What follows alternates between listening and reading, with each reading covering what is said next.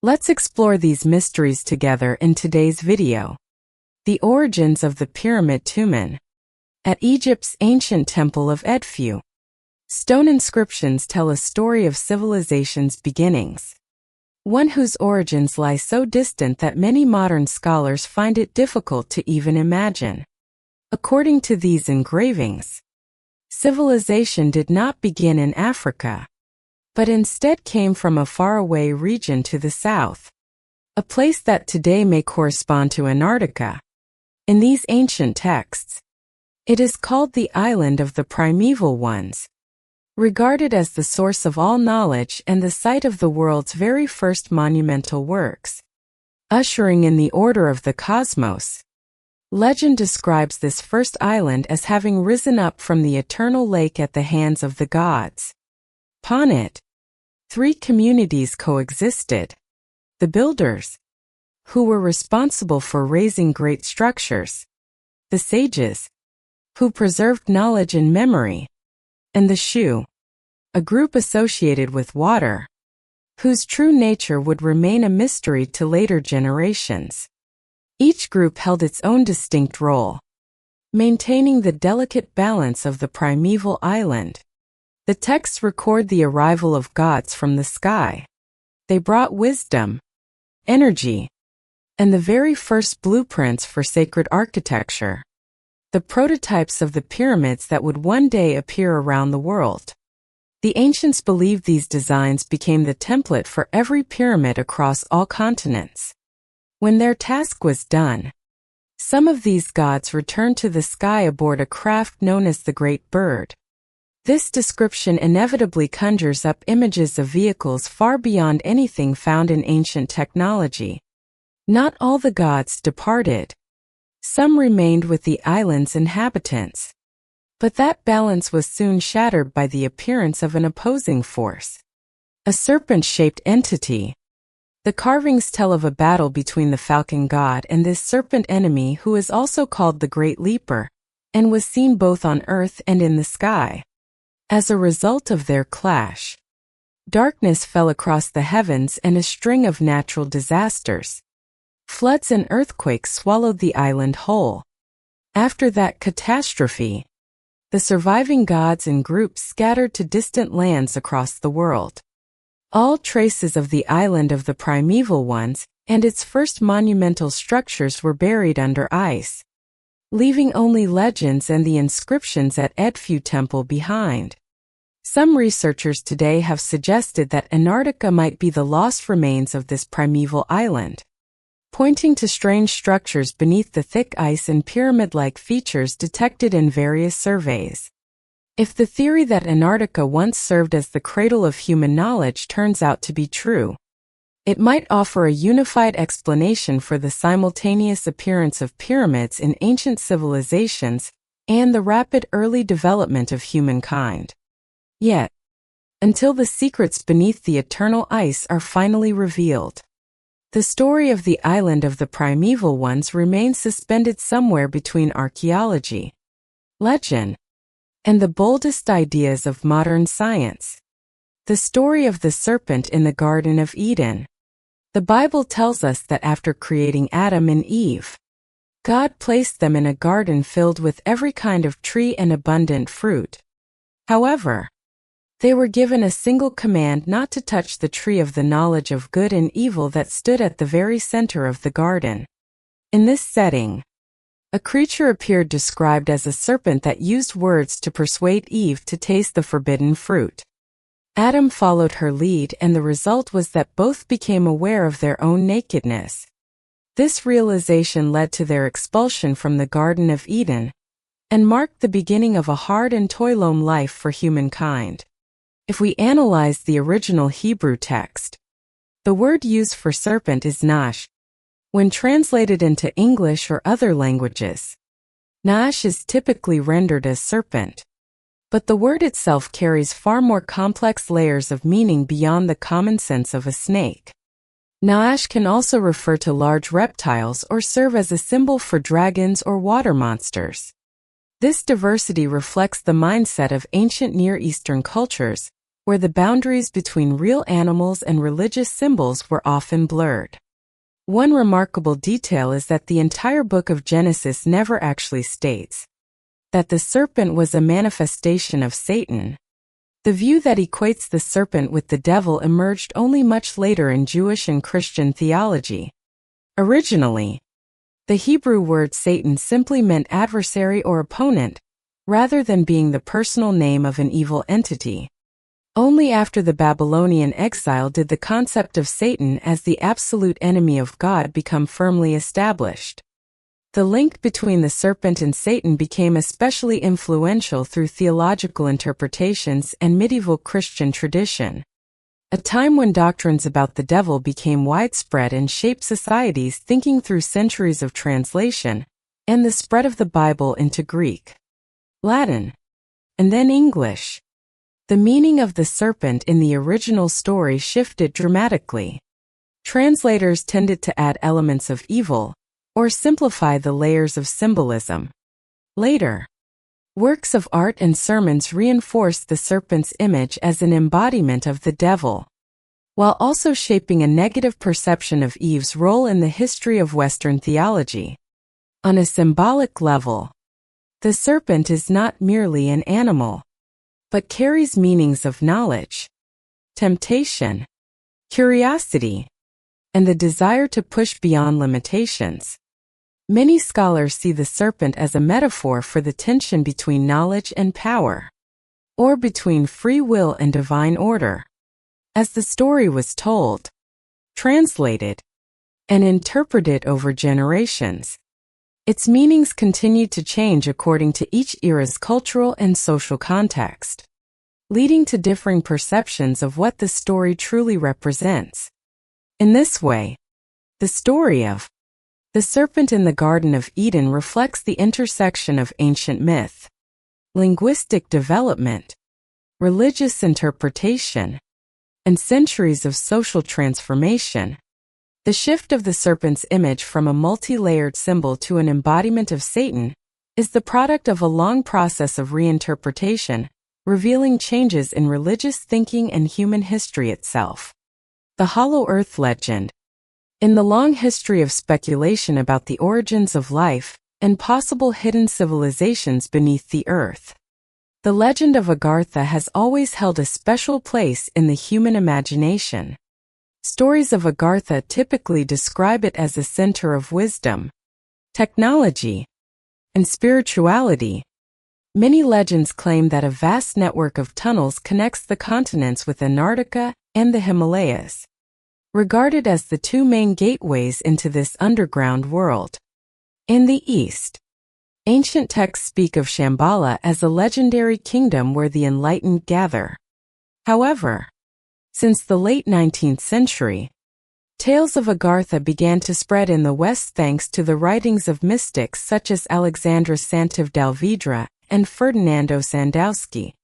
According to their accounts, Agartha is a civilization that exists independently beneath the surface of the earth, far surpassing modern humanity in many ways. It is said to be ruled by a wise king with inhabitants living in harmony and holding knowledge beyond the reach of humankind. They are rumored to possess flying vehicles that need no fuel and maintain libraries filled with ancient wisdom. Modern theories about the entrance to Agartha in Antarctica arose alongside early 20th century expeditions. In particular, the 1947 flight of Admiral Richard Byrd is often cited as a turning point. According to legend, Byrd's personal diary describes how his aircraft's instruments malfunctioned over Antarctica, and he witnessed patches of green forest amid the frozen landscape. Some versions of the story claim that Byrd encountered strange beings calling themselves the Agathans, who warned him about the dangers of nuclear war and the instability on the Earth's surface. Although this story is widely regarded as fiction, it continues to fuel conspiracy theories about prehistoric civilizations, secret bases, or even Nazi connections. Supporters of the Hollow Earth theory also point to ancient myths from Northern Europe and other cultures. which include beliefs in pathways leading underground, such as Asgard or Sheol. Some modern theories suggest that the Nazis once surveyed the polar regions searching for the entrance to Agartha, or that China conducted operations in Tibet, believing the area concealed one of these secret gateways. Despite such speculation, mainstream science has thoroughly rejected the possibility of a subterranean kingdom. Geological research and core sampling show that the Earth is made up of multiple layers of solid material, magma, and a constantly moving metallic core. There are no empty cavities large enough to house or sustain an underground civilization as described in legend. Most unusual phenomena in Antarctica have been explained by natural, physical, and geological processes. Despite the lack of scientific evidence, the legend of Agartha and the hollow earth theory continue to enrich the world's storehouse of myth, reflecting our longing to break through the limits of what we know about the planet we call home. Straddling the line between knowledge and imagination, Antarctica remains a powerful symbol of the world's unresolved mysteries. The fearsome angels. In today's popular culture, angels are often imagined as human figures with white wings and gentle faces. However, the texts of the Old Testament describe angels in ways that are completely different. When comparing the classic sources, readers quickly see that biblical angels are supernatural entities with complex, sometimes unsettling forms more likely to inspire awe or even fear than peace. The Old Testament records many kinds of angels with bizarre features far removed from familiar depictions. The cherubim, for example, do not appear as humans, but have 4 faces: human face, a lion, an ox, and an eagle. Each cherub has 4 wings, feet like those of a calf, and a shining bronze-like color. When they move, they do not turn their heads, but go in any direction, while their bodies remain still. Cherubim were mainly tasked with guarding sacred places, such as the gate to the Garden of Eden. Seraphim are another class of angels with strikingly different appearances. According to the book of Isaiah, seraphim have 6 wings, 2 covering their faces, 2 covering their feet, and 2 for flying. While the text does not describe the seraphim in detail, the division of their wings is meant to symbolize reverence and transcendent power beyond ordinary understanding. It is worth noting that not all angels in the Bible have wings. The Hebrew term malach, meaning messenger, refers to invisible envoys who appeared as ordinary people without any extraordinary features. The idea of winged angels may have originated from Egyptian religious symbolism, where gods were often depicted with wings to signify superior power. Details such as multiple faces, animal-like features, or dazzling light reflect the influence of syncretism between ancient cultures like Mesopotamia, Egypt, and Israel. These forms were symbolic of absolute power and the ability to be present everywhere at once, while also expressing the deep fear that people felt in the presence of the supernatural. This blend of power and fear is what cemented the angels' unique place in the collective consciousness. From a historical and scientific perspective, the fearsome descriptions of angels result from a process of spiritual development and the integration of ancient cultural symbols into the Jewish-Christian belief system. The mythology of angels not only reflects human anxieties about the universe, but also shapes a worldview in which humans are only a small part of a vast and mysterious cosmic order. Balaam the ambiguous prophet. Balaam is a figure who appears in the Old Testament in a unique role. He was not an Israelite, yet he could communicate directly with God. In the book of Numbers, Balaam is described as a prophet living in Thor near the Euphrates, famous for his prophetic powers and frequently sought out by local rulers when the Israelites were migrating toward the Promised Land. Balak, king of Moab, invited Balaam to curse the Israelites in hopes of protecting his kingdom from invasion. Though offered rich gifts, Balaam at first refused Balak's request because God had told him directly not to curse Israel. Yet when Balak continued to press him, Balaam agreed to go. On the journey, he experienced a series of strange events, most notably a scene where Balaam conversed with a talking donkey, a detail that reflects both the fantastic and symbolic language of the Bible. When facing the Israelites, Balaam was prepared to curse them, but could only speak blessings, overcome by the power of God. Later, Balaam's image took on a negative direction. Books like Revelation and many traditional commentaries blamed Balaam for causing Israel's moral downfall, arguing that he advised the king of Moab to use pagan rituals and illicit relationships to tempt the Israelites into sin. The result was a deadly plague seen as God's harsh punishment for the community's decline in virtue. Balaam's story clearly shows how interpretations of religious figures change over time. He was once a prophet who could truly converse with the divine but gradually became a symbol of the misuse of knowledge and power for personal gain, bringing harm to the community. Balaam's character highlights the traditional religious view of the dangers of compromising ethics for power, material gain, or social pressure. His story is a testament to the complexity of biblical characters. It prompts reflection on the relationship between individual free will, spiritual power, and social responsibility, while emphasizing the consequences of using one's abilities without restraint to the detriment of the common good. Nanotechnology in ancient Rome. The discovery of the Lyris cup has opened a new chapter in how we assess the technical capabilities of ancient Rome. The Lyris cup is one of the few surviving ancient artifacts that demonstrates material craftsmanship at the microscopic level. Even though its makers had no conscious awareness of the science behind the phenomenon they created. This cup is over 1,600 years old and made of glass.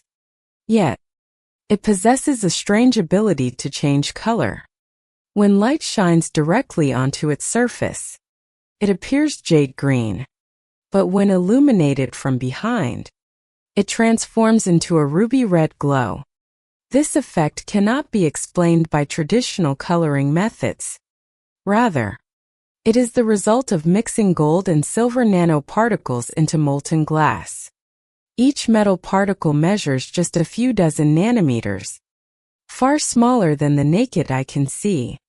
As light passes through, these nanoparticles disrupt electron movement, creating what is known as the plasma effect, a phenomenon that is a hallmark of modern nanotechnology. The fact that Roman artisans could achieve this effect demonstrates they refined their manufacturing process to the point of controlling material distribution at an extremely small scale. Although they had no concept of nano as we understand it today, the practical application of nanomaterials arose unconsciously within Roman material culture. Fragments of glassware from the same era also revealed traces of metallic nanoparticles, suggesting that this was not an isolated incident, but may have been a more widespread traditional technique than we once thought. From the standpoint of material science, the Lyris cup is a prime example of the intersection between art and pre-scientific knowledge. The use of this unique optical effect shows that the Romans closely observed how materials reacted to light, and from there developed sophisticated manufacturing techniques. Today, scientists employ the very same plasma effect in the development of biological sensors and many other high-tech applications. Through the Lyris cup, we realize that technological progress has never been strictly linear, and that some ancient achievements went far beyond what we might have imagined, laying foundations for modern science that sometimes took centuries to fully understand. This not only deepens our perspective on the past, but also points to new research directions in materials, science, and nanotechnology today. The true role of rats in the European plague. When people think of the plague that shook Europe in the 14th century, the image of rats slipping through city streets often becomes the most haunting symbol of the Black Death's origins. Yet, recent discoveries have forced researchers to reconsider this link in light of new evidence, placing the role of rats in a much broader context than history has typically described. Through climate and archaeological analyses, scientists have determined that medieval Europe's climate was not actually favorable for large, persistent rat populations. The proliferation and spread of rats is highly dependent on stable environments, abundant water, and food supplies. Yet, the early years of the plague saw extended cold spells that sharply reduced opportunities for rodent booms. Evidence from ancient DNA and historical surveys of disease point to a different pathway for the plague, originating from Central Asia and moving along the bustling trade networks of the medieval world. The movement of merchants, goods, camels, horses, and even insects such as fleas created infectious corridors stretching from the Mongolian steppes through Russia and the Middle East all the way into Mediterranean ports. The discovery of Yersinia pestis strains matching those in both Asia and the hardest-hit regions of Europe confirms that the spread was not limited to local outbreaks, but was part of a chain of global events. The convergence of many factors, transcontinental trade, migrating populations and cultural exchanges turned medieval Europe into the final destination of a pandemic that began in the distant East. In hindsight, the Black Death was not merely the product of rats and fleas in European cities, but rather the outcome of an early age of globalization. Its consequences went far beyond anything medieval society could have imagined, bringing sweeping changes in population, economy, and society. These new studies not only revise our understanding of the role of disease-carrying animals, but also reveal the complex interconnections between civilizations through trade networks, gradually redrawing the map of epidemiology and the history of medicine. The Black Death stands as proof of both the power and the risks that come with the relentless exchange between continents as human society widened its horizons. The earliest currency in the Levant. Recent archaeological discoveries in the Levant have yielded crucial data on the history of ancient economic development. In Israel, researchers found many small silver pieces dating back about 300-700 years with clear signs of being cut or deliberately broken, evidence that they once served as an early form of currency and trade. Isotope analysis and elemental surveys have established that the silver did not originate locally, but was produced in distant Anatolia and then brought to the Levant via Bronze Age trade networks. This finding compels historians to adjust the timeline for the emergence of monetary systems in the ancient Middle East, which until now had held that currency only became widespread during the Iron Age around 1200 BC. In light of new data, it appears that communities in the Levant had established intercontinental exchange and trade relationships far earlier than previously thought. Rather than relying solely on barter, the circulation of silver from Anatolia to the Levant not only reveals the level of trade development, but also reflects the formation of some of the region's earliest financial and monetary networks.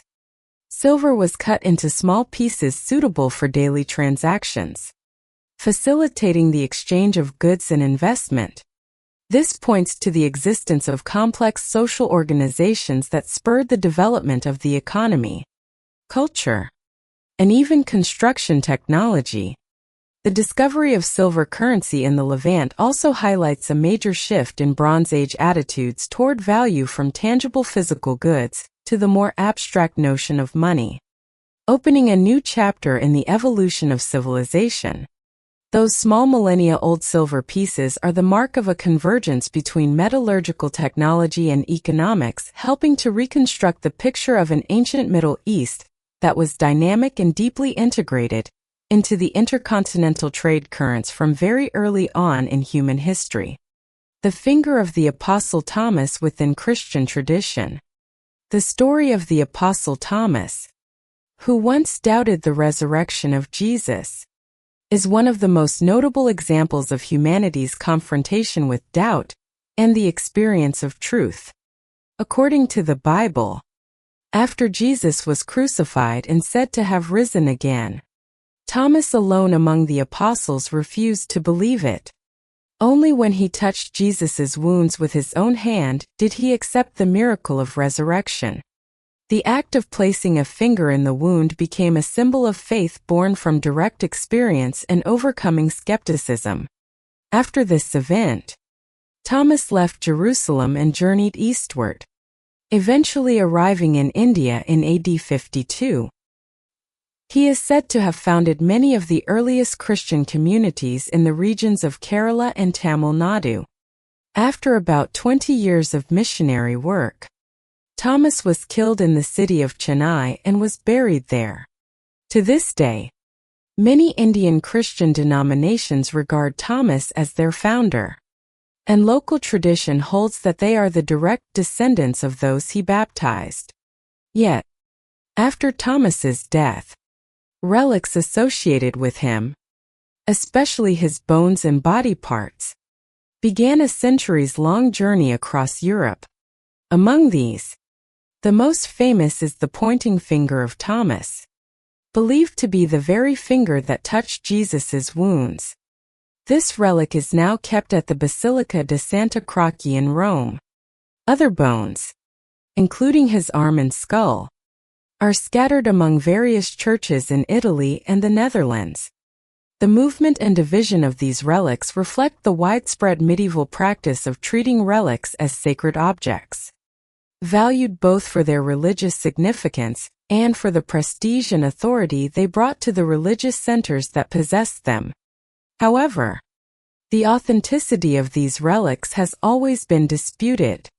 Their journeys are often poorly documented with little evidence to verify their true origins.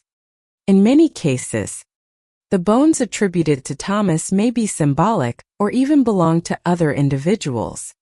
The preservation and veneration of such relics show the human need to create tangible symbols of faith, while also highlighting the diversity of religious practices among ancient Christian communities. The story of Thomas's finger itself, from a symbol of doubt and faith to the complicated journey of the relics, carries both historical and multiple layers of social and spiritual meaning. The dispersal of the relics is not only a physical journey, but also a symbolic one, helping to cement collective memory and keep the legend alive within Christian consciousness over the centuries. Prehistoric animal skin clothing. Deep within the layers of earth in a cave in central Germany, archaeologists have found precisely cut marks on the leg bones and toes of the cave bear, an animal that once dominated the forests of northern Europe hundreds of thousands of years ago. These cuts were not made for ordinary butchering. Rather, they focus on areas with little muscle, indicating a clear intent. They are the result of carefully and skillfully removing the thick hide and outer fur.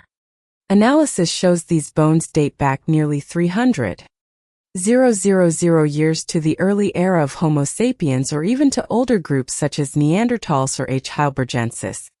This is compelling evidence that prehistoric humans knew how to use stone tools to process animal hides, creating the first clothing as part of their adaptation to cold environments. The Ice Age climate of Europe was harsh, with low temperatures lasting many months each year. To survive, people could not rely only on hunting and gathering. They had to invent ways to protect their bodies from the bitter cold. Bear pelts, thick and insulating, became ideal material for making cloaks, gloves, and even hoods to ward off the wind. Removing a bear hide required care. A single slip could ruin its value. This demanded high skill and a detailed understanding of animal anatomy. The use of bear skins as clothing was not just a survival technique. It reflected creative thinking, the ability to craft and the transmission of knowledge through generations. This is among the earliest evidence that humans were not merely hunters but were developing skills to enhance daily life, laying the groundwork for the later culture of clothing. The discovery also suggests that Neanderthals, with their intelligence and adaptability, rivaling that of Homo sapiens, may have invented or adopted the practice of using animal hides for clothing, helping them survive the cold of Europe for tens of thousands of years. The arrival of clothing made from bear skins marks a turning point in human evolution, opening the door to conquering harsh new lands that once lay beyond the reach of survival. The oldest modern human jaw fossil in Europe on the damp, cold limestone surface in eastern Spain, a fossil site discovered in the late 19th century, became the focus of research for generations of European anthropologists. For decades, this small fossil jaw was attributed to Neanderthals based on its dental morphology and ancient stratigraphic layer. Most scholars believed it to be evidence of the time when Neanderthals still dominated Western Europe, before the waves of Homo sapiens migrations arrived from Africa. However, advances in micromorphological decoding techniques and modern isotope analysis have overturned this assessment. DNA testing and precise dating have confirmed that the jaw belonged to a Homo sapiens individual, with an age of up to 65,000 years. This discovery not only upends the traditional hypothesis about the timeline of Homo sapiens entering Europe, but also opens up the prospect of a period in which two different human species coexisted on the same land. The early appearance of modern humans in Spain means that Neanderthals were not simply replaced in a sweeping process. Instead, there may have been centuries of overlap, competition, and perhaps even cooperation and resource sharing between them. Modern genetics also records traces of Neanderthal genes in the human genome today, suggesting interbreeding occurred multiple times in the past. Archaeological evidence across Europe paints a complex picture. As glaciers shifted and climates changed, ancient human populations may have migrated or adapted in various ways. In new environments, Neanderthals and Homo sapiens may have hunted and gathered together, set up camps by riverbanks, and even shared tool techniques, creating communities with diverse forms and cultures. Some studies show technological exchange between the two species happened over thousands of years, evidenced by stone tool styles and traces of life found at mixed sites.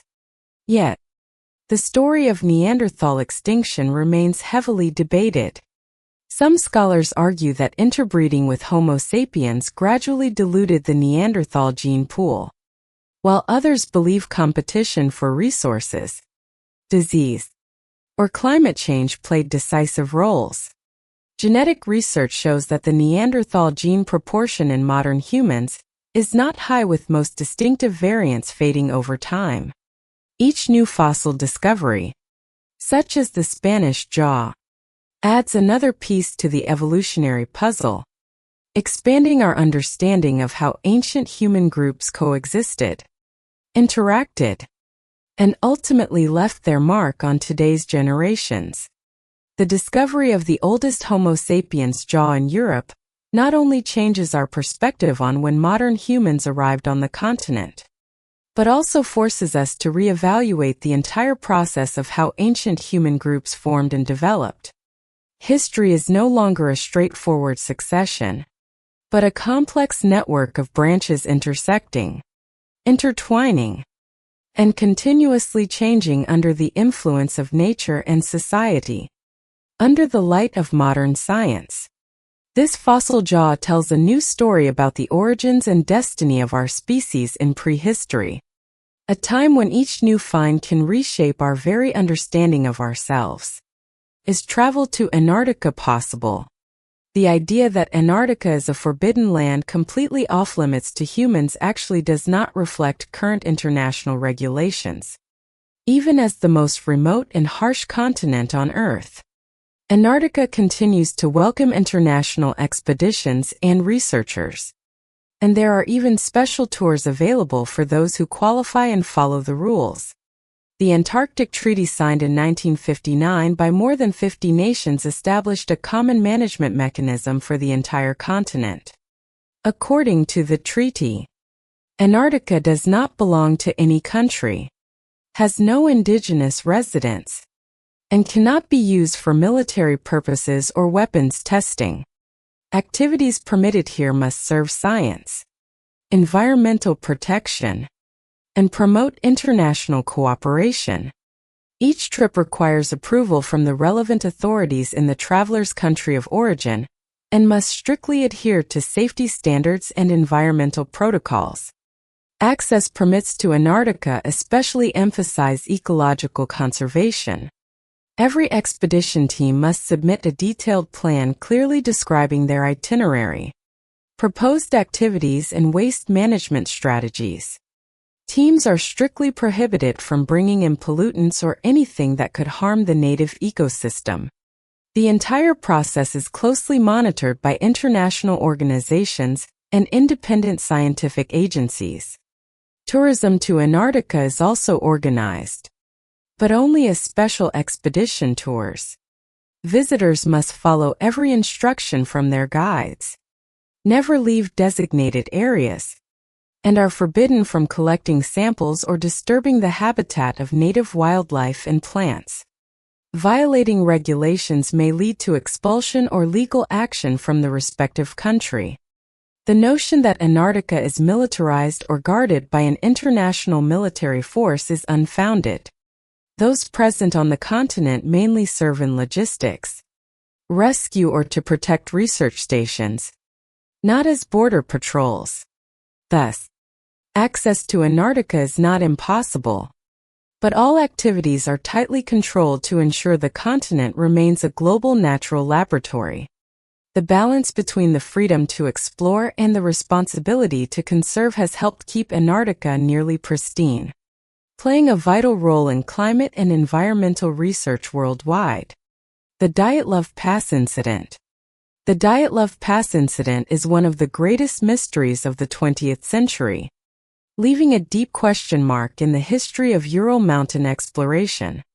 In early 1959, 9 young explorers led by Igor Dyatlov set out to cross this mountain range with the goal of surveying terrain and collecting climate data in winter. The group consisted of engineering students and experienced scientists who had previously conquered difficult routes. First, the team maintained regular contact, kept journals, and reported to checkpoints. But when the deadline passed with no news, rescue teams were dispatched. After several days in the freezing snow, searchers found the Dyatlov group's tent on the mountain side. The tent was ripped open from the inside with equipment and food still intact. Bare footprints or those in socks trailed from the tent into the forest, showing that the members had left in haste. Poorly dressed against the cold. Not far from the tent, the bodies of the first 2 members were found near a tree, dressed only in underwear. 3 more bodies were scattered along the path back to the tent. When the snow melted, the remaining 4 bodies were found deeper in a snow ravine more than a kilometer from the tent. These bodies showed strange injuries, fractured skulls, broken ribs, and some missing eyes and tongues.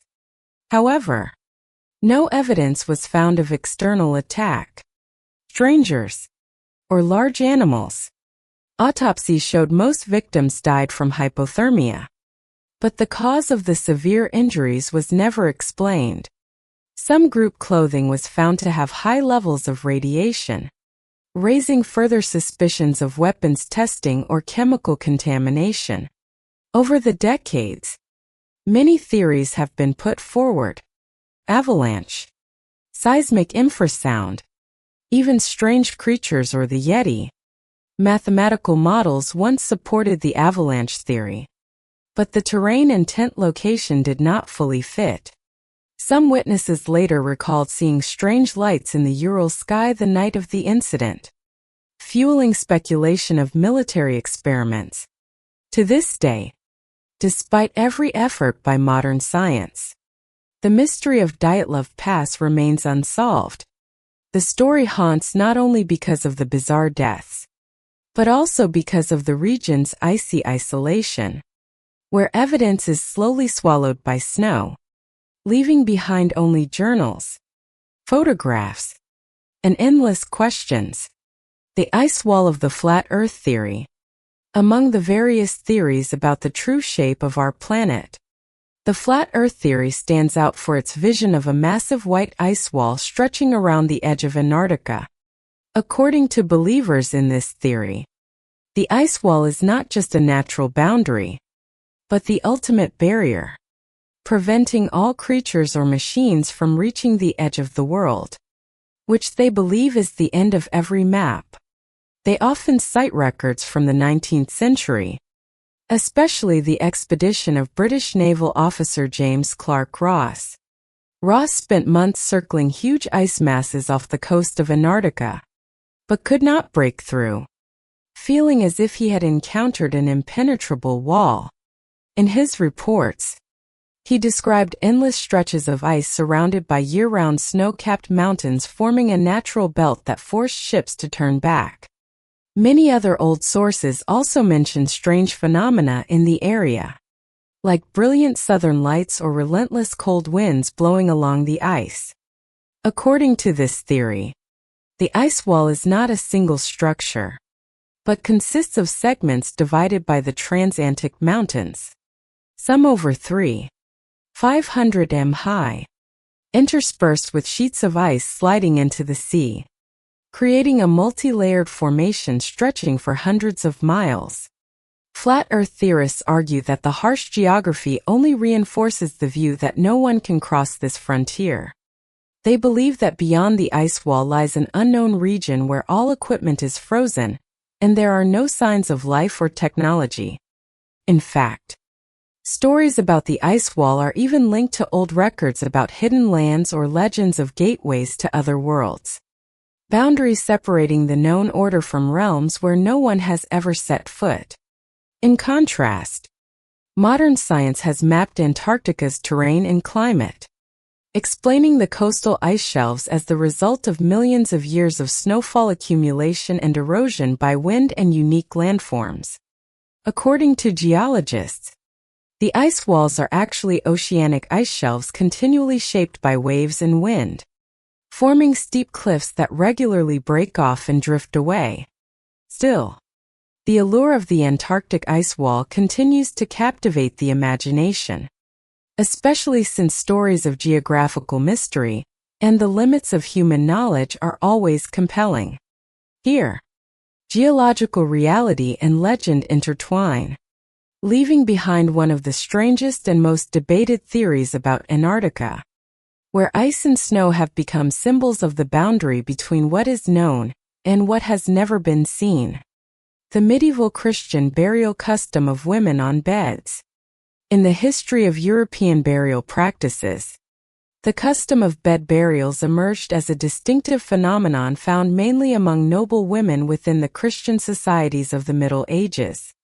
Archaeological discoveries in England have uncovered graves containing the intact remains of women laid to rest on beds accompanied by valuable items, such as crosses or religious artifacts.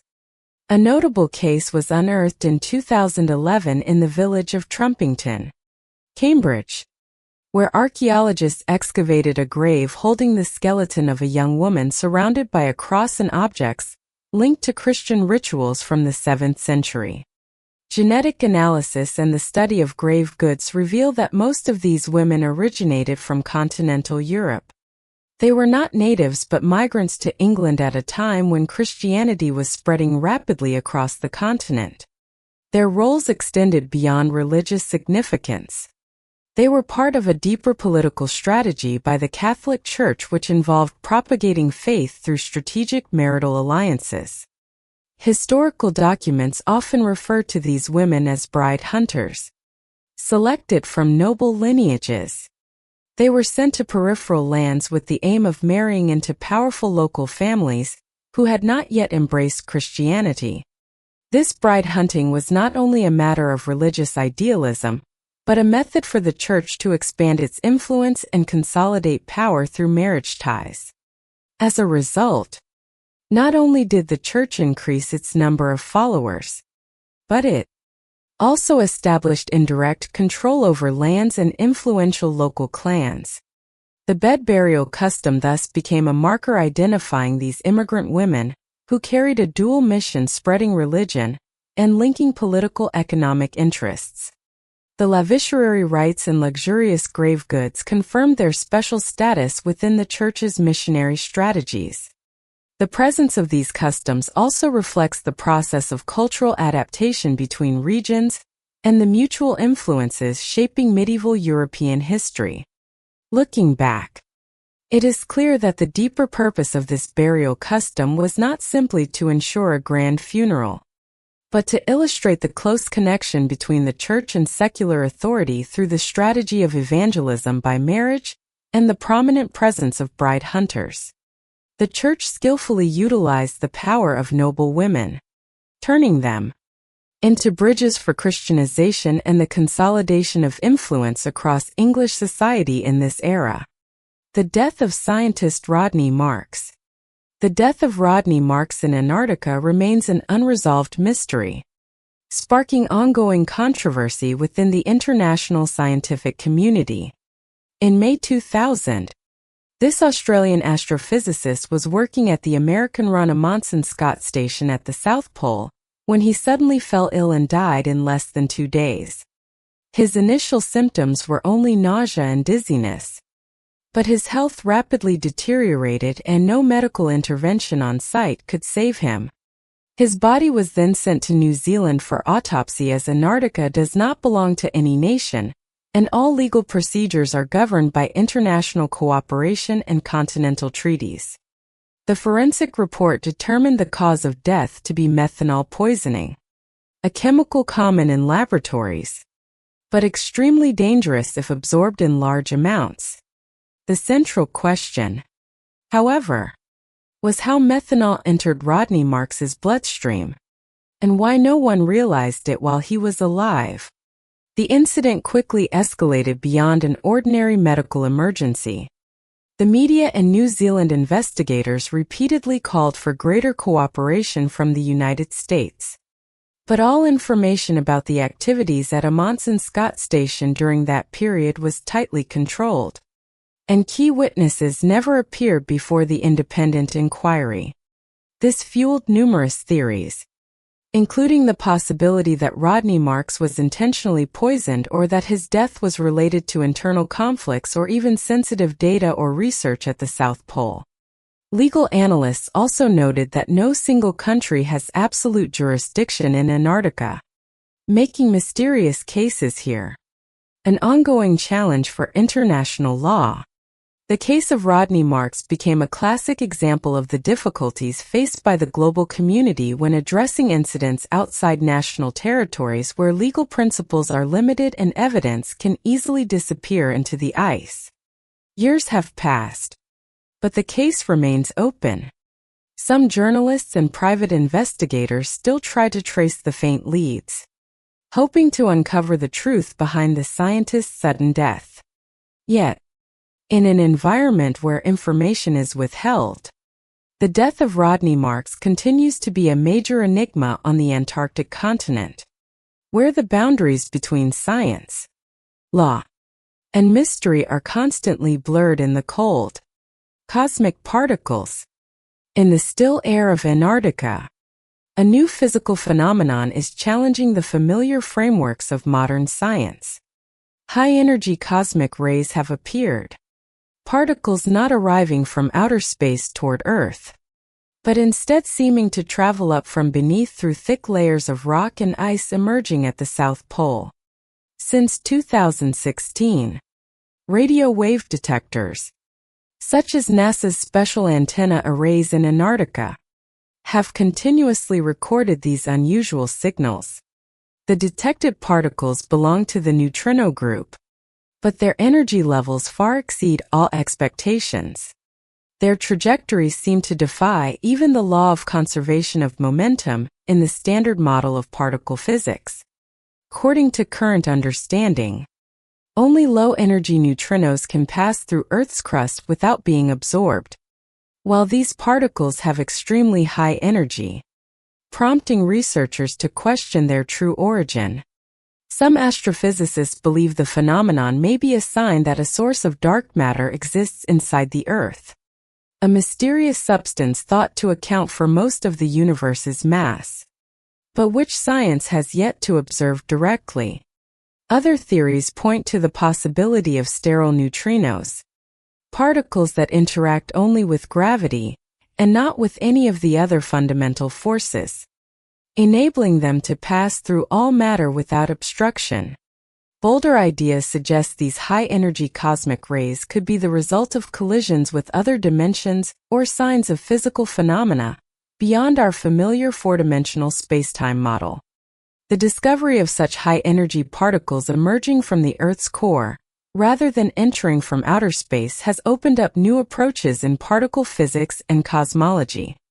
If any of the theories regarding sterile neutrinos or dark matter are confirmed, science may move closer to unraveling the fundamental mysteries of the universe's structure and origin.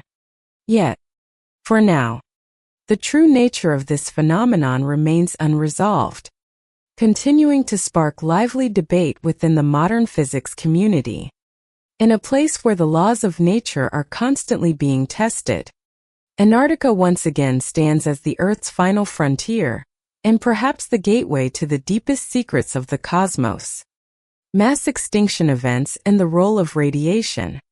About 250 million years ago, life on Earth faced a turning point that could never be reversed. The transition between the Permian and Triassic periods marked the largest extinction event ever recorded in geological history, when over 80% of land animals and plants, along with most marine life, vanished from the planet. This process did not happen in an instant, but was the outcome of many interconnected factors in a complex chain of events spanning tens of thousands of years. According to stratigraphic analysis and radioactive isotope data, a series of massive volcanic eruptions in Siberia released an enormous amount of greenhouse gases and sulfur compounds into the atmosphere. The very makeup of the atmosphere changed. SO2 and other chemicals spread into the stratosphere, destroying the ozone layer that had protected life from the sun's ultraviolet rays. The collapse of the ozone layer allowed UVB radiation to penetrate directly to the ground and ocean surface. Ultraviolet rays not only caused burns, but also prevented photosynthesis in plants and algae, severing the food chain at its lowest foundation. The result was ecosystem collapse, widespread famine, and the disappearance of large animals that could no longer find the nutrition needed to survive. The biological system lost its balance. The oceans became anoxic, and rising methane and CODS levels caused a sudden spike in global temperatures. Beyond volcanic effects, some research also points to the role of extraterrestrial factors in this extinction event. There is evidence of meteor impacts which increased atmospheric dust and worsened environmental collapse. Still, the solar radiation piercing through the thinned ozone layer was a driving force for broad genetic changes, acting as a double-edged sword, an agent of harsh biological selection, but also a trigger for the emergence and adaptation of new groups of organisms. The greatest significance of the Permian-Triassic extinction is that it demonstrates how factors from beyond Earth can resonate with endogenous geological processes to trigger events powerful enough to reshape the entire biosphere. These changes did not merely wipe out most life. They also laid the foundation for the rise of new species. The study of ancient radiation and chemical traces offers ways to forecast modern risks. As today's atmosphere and ecosystems continue to face threats from both natural processes and human impact, Ancient treasures and technology in the caves of Israel. The Cave of Skulls, deep within Israel's Judean desert, has long drawn attention for its arid climate, which preserves organic artifacts remarkably well. Excavations, stretching from the 1960s to the present, have yielded hundreds of valuable objects, including textiles, ropes, wood, leather, and many everyday items, offering a rich archive of the daily life and technology of ancient Middle Eastern communities. One landmark discovery is the identification of red-dyed fabric fragments, which opened a new chapter in the study of ancient chemical techniques. Rather than using plant or mineral-based dyes, some fabric samples have been shown to utilize pigments extracted from the Kermes vermilio insect, a parasite living on oak trees. The origin of this dye was established not only through microscopic analysis, but also by using high-performance liquid chromatography to identify its unique chemical signature. Extracting pigment from Kermes vermilio required meticulous collection and processing, since each insect yields only a tiny amount that ancient people could gather, refine, and successfully apply. This dye to textiles demonstrates their remarkable manufacturing skill and deep knowledge of organic chemistry in prehistoric times. Red from Kermes was more than a symbol of power or religion. It is proof of knowledge exchange among cultures. Along ancient trade routes, research into the dyed fabrics from the Cave of Skulls has also helped chart the development stages of textile and dyeing technology in the Middle East, enabling scientists to date and distinguish cultural layers within the cave.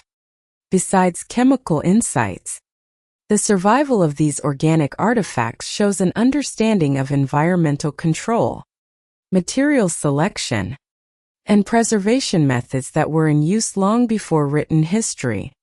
From these small scraps, scientists have gradually reconstructed ancient dyeing and weaving techniques, as well as the cultural and spiritual systems in which color played a role. The Cave of Skulls is not just an archaeological treasure of Israel, but stands as evidence of the parallel evolution of technology, art, and scientific thinking, in an era when civilizations were still finding their place on the world's historical map. The sophisticated medical instruments of ancient Rome. Archaeological finds in England have brought to light a Roman medical kit over 2,000 years old, revealing an astonishing level of technical skill and scientific understanding among ancient physicians. The set includes items such as bronze scalpel handles, needles, mixing spoons, and probes, all crafted with striking precision, indicating deep knowledge of anatomy and therapeutic technique. The most notable feature is the design of the scalpel handle, which allowed the blade to be replaced flexibly. The blade socket was finely engineered to ensure stability and convenience in use. This detail goes far beyond what most people believed the Romans could achieve. And to this day, many modern surgical instruments retain this basic structure.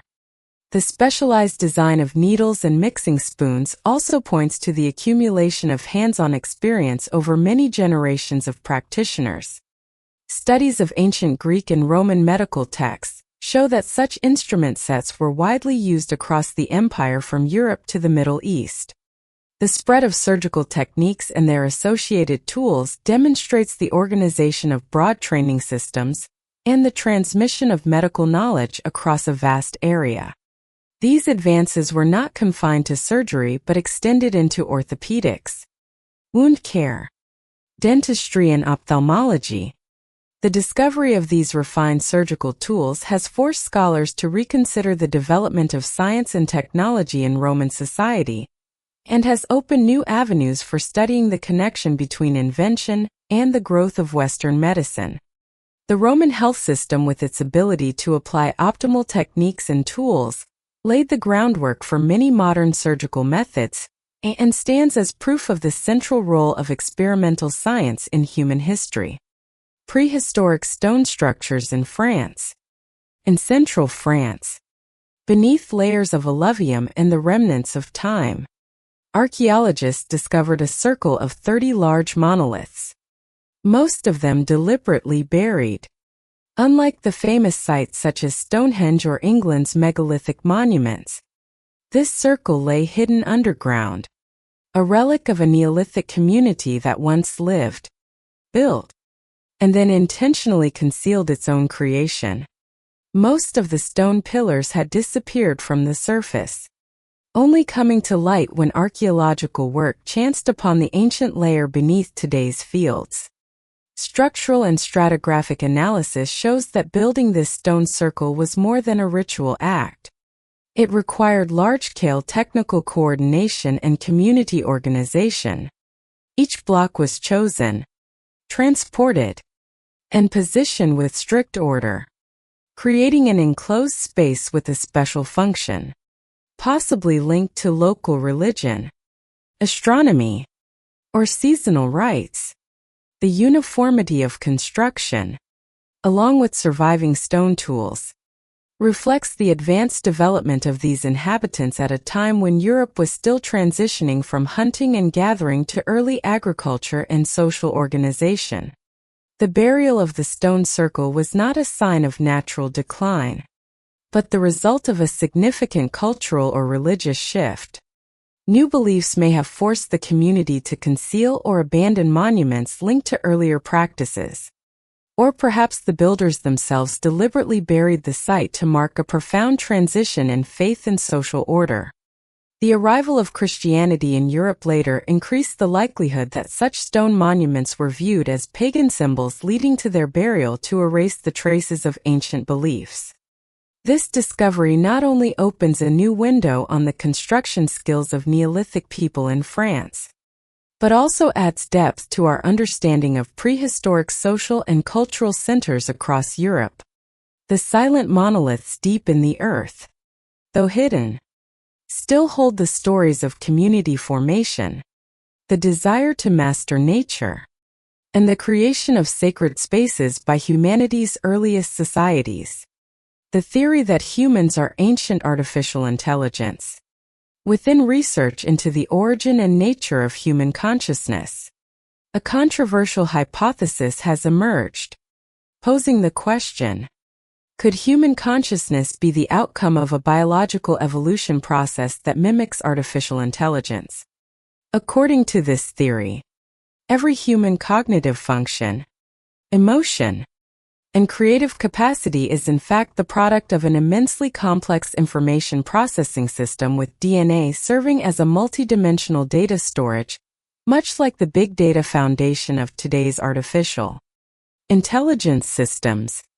In the biological structure of humans, every cell acts as a processing unit directed by genetic code sequences. The coordination of billions of cells along with the neural signal network forms a self-organizing, self-sustaining system capable of adaptation, learning, and evolution over time. Consciousness from this perspective is not an immaterial entity but the result of information processing and synthesis at the biological level akin to an operating system. AI developed on an organic foundation.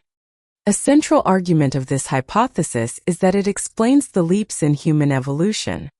Sudden changes in cognition, language, technology, or social organization can be seen as the result of activation or updates to evolutionary algorithms in this biological AI system. Genetic mutations or environmental impacts act as trigger signals, helping the biological system adapt and develop. This theory also points to many parallels between the structure of the human brain and artificial neural networks in modern AI technology. The way signals are transmitted, data is distributed, and the brain self-optimizes reflects principles now being used in artificial intelligence. The difference is that the human system is built on organic material with millions of years of evolution while artificial AI is still in its infancy. Looking back at history, the sudden appearance of civilizations, the creation of technology, and the development of abstract thought in Homo sapiens remain unanswered mysteries. If consciousness is truly the product of an ancient biological AI, it stands as evidence of life's unlimited capacity for adaptation and self-development on Earth. While the theory remains highly debated, it opens new avenues for unraveling the origin and nature of human intelligence and challenges all traditional definitions of life, evolution, and consciousness. Kabbalah wisdom and the Book of Abraham of Worms in the history of Western mystical traditions. The Book of Abraham, composed by Abraham of Worms, holds a special place not only as a manual for magical practice but also as a record of the interplay between Jewish thought and European secret societies from the Middle Ages to the Renaissance. Abraham documented his journey to learn Kabbalah, meeting many mystics and sages throughout Europe and North Africa, most notably a mysterious hermit in Egypt named Abram Elon. The book's core content centers on the secrets of Kabbalah, a Jewish mystical school focused on interacting with supernatural forces and the search for essential knowledge through rigorous rituals. Abraham describes in detail the Abram Elon operation, a series of months-long practices aimed at connecting with one's personal guardian angel. Those who succeed are believed to gain divine wisdom and the power to control spirits and influence reality. Beyond the rituals, the book presents matrices of words and magic formulas based on combinations of sacred letters and language. These are both symbolic and serve as practical tools to create mystical effects in real life. The influence of the Book of Abram Elon spread beyond the Jewish community into Western secret orders like the Hermetic Order of the Golden Dawn and many modern magical schools. These groups consider the book foundational for theory and practice, key to personal development, communication with the metaphysical world, and understanding the nature of unseen forces in the universe. Over the centuries, the Book of Abram Lin helped shape the system of Western magic and stands as a testament to the effort to connect ancient wisdom with humanity's desire to explore its inner power throughout the history of religion and the occult. The history of unusual figures and phenomena across civilizations. Human history has always included figures and occurrences that defy conventional norms, many of which have become lasting symbols of strangeness or ongoing debate. In the records of medieval Europe, one name stands out: Peter Stump, a German farmer accused of being a cannibalistic sorcerer. The tales surrounding Peter Stump are intertwined with the unstable period following the Peasant Wars, where many believed he performed mysterious rituals and committed crimes far beyond social standards. The investigation and execution of Stump left a deep psychological scar on the community, fueling fear of phenomena that science at the time could not explain. Further north, Viking mythology preserves the legend of Sigurd's snake in the eye, said to have been born with a strange mark in his eye. Sigurd's story blends myth and folk belief, reflecting how the Norse people shaped heroic figures and directly linked them to societal upheaval. While not all details can be historically verified, the image of Sigurd's snake in the eye became a symbol of dynastic origins and served as a thread connecting conquest legends and the expansion of Viking influence across Europe. In the history of the Americas, the role of the Viking woman Gudrid Thorbjornadóttir is distinctly portrayed in Icelandic sagas. Gudrid not only reached Greenland, but also led expeditions across the sea to North America, to the land the Norse called Vinland. The Epic of Gudrid embodies the pioneering spirit, adaptability, and crucial role of women in transoceanic settlement journeys. Gudrid's presence in these ancient records stands as evidence of her breaking through traditional boundaries and expanding the known world centuries before Columbus. Beyond legendary and historical characters, the subterranean engineering works of ancient Rome continue to astonish modern archaeologists. The underground aqueduct systems, especially those in the Posillipo region, were built with advanced technology, bringing clean water to the luxurious villas of the Roman elite. Excavations and analysis show that the ancient Romans not only mastered construction techniques, but also had a keen understanding of geology and social organization. Ceramic pipes ran beneath cities, transporting water over dozens of miles from distant sources, creating resilient infrastructure that served public health and daily life for centuries. Taken together, these extraordinary individuals and marvels of engineering reflect not only the rich imagination of each era, but also the adaptability and innovation that laid the foundation for the development of social sciences. Every detail, whether a folk legend or a buried archaeological site, acts as a crucial link connecting the past with the present, raising new questions for modern science as it seeks to decode the story of humankind. Debates over the origins of phenomena, artifacts, and anomalous objects. Scientific debates about the origins of mysterious phenomena and artifacts have always drawn attention across fields from archaeology to physics and astronomy. A prominent example is the Baltic Sea anomaly, a strange structure detected by sonar deep beneath the sea, resembling an artificial object.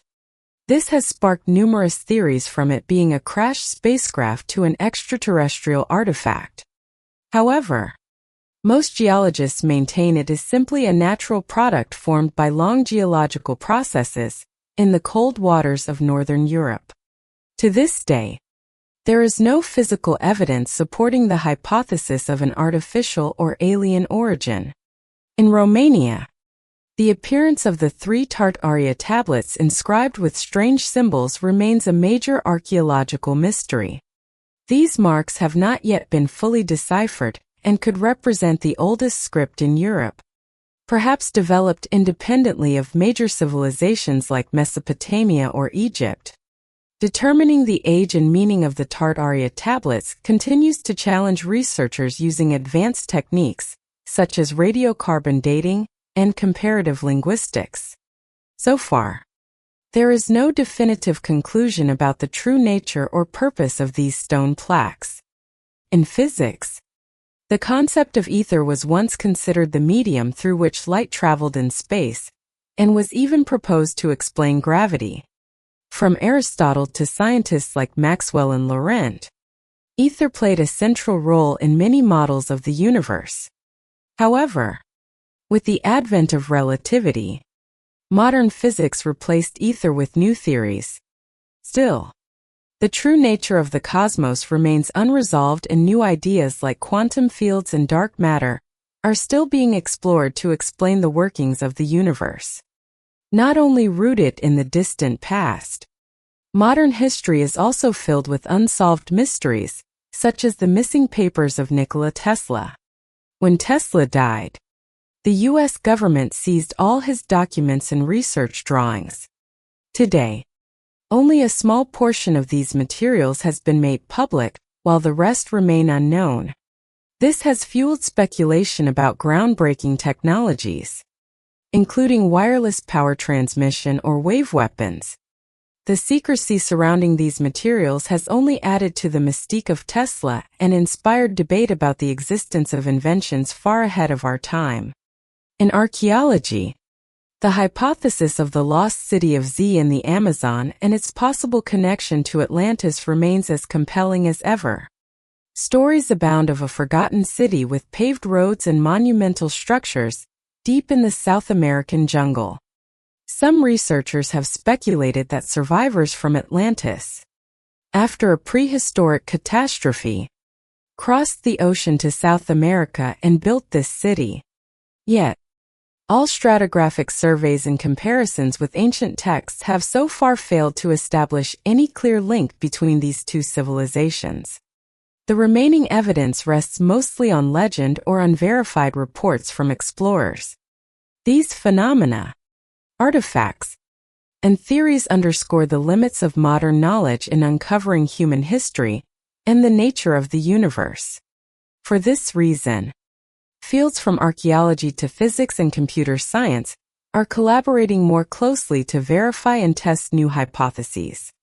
The constant process of cross-referencing evidence and experimental checking helps gradually expand our understanding of history and the cosmos while inspiring future generations to continue unraveling the mysteries that still await explanation.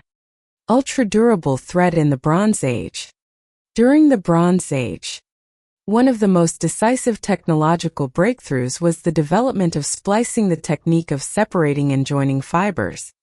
This marked a transition from simple spinning methods to a much more advanced approach to processing materials. Rather than spinning a single strand from a mass of fiber, Bronze Age artisans divided the raw material into smaller bundles, then separated and rejoined segments to create longer threads with superior mechanical strength. Splicing enabled the production of thread and fabric that were not only tough and durable, but far more resistant to wear than earlier forms. This achievement improved not only clothing, but also impacted many other sectors of ancient society.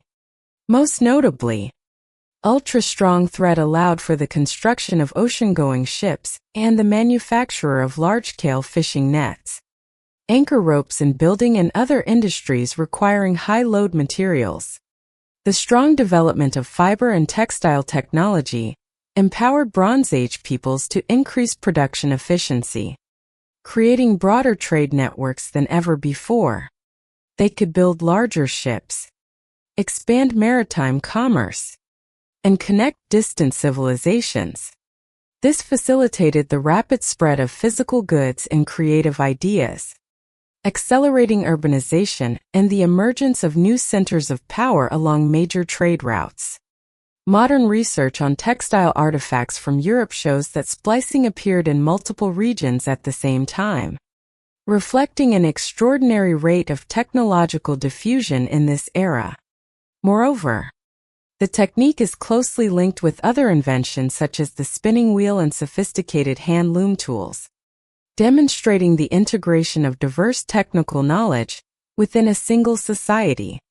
From the perspective of scientific history, Bronze Age ultra-durable thread was not merely a practical necessity, but a sign of creative thinking and overcoming life's challenges. The splicing technique is a testament to the parallel evolution of material technology and social systems, fostering the rise of specialized economies and lasting transcontinental connections. This foundation set a new standard for materials and paved the way for future technical revolutions in the ongoing history of humankind. Strange signals and vibrating ice. In Antarctica, scientists have recorded a remarkable phenomenon. Low-frequency sound waves travel through the atmosphere above the Ross Ice Shelf. Unlike short-term disturbances, these waves are continuous, forming a kind of music that only specialized equipment can detect. Initially, many theories were proposed to explain the origin of these waves, but modern geophysical analysis has determined that they result from the constant vibrations of the ice under the influence of strong winds and shifting air pressure combined with the impact of ocean waves striking the edge of the ice shelf. As the Antarctic wind sweeps across the surface, it creates micro-vibrations that pass through the thick layers of ice.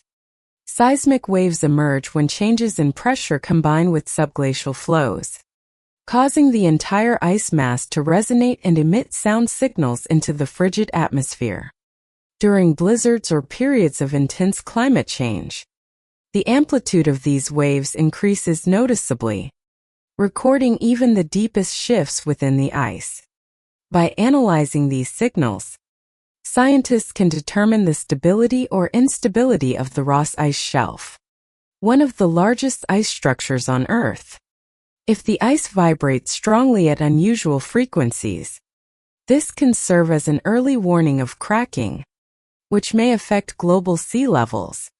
Conversely, steady waves indicate that the Antarctic ecosystem is maintaining its balance with cold flows and air masses still in place to regulate the southern hemisphere's climate. With the help of mathematical models and seismic sensors, researchers can not only hear the song of the eternal ice, but also decipher the physical mechanisms inside.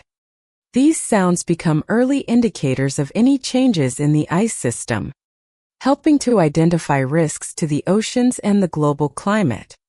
In an era when climate change poses immense challenges, even the smallest signals from the far south act as crucial alarms for the entire planet. If you found these mysterious stories intriguing, please leave your thoughts in the comments below. And don't forget to subscribe to our channel so you won't miss any of our upcoming discoveries. We look forward to seeing you in the next video.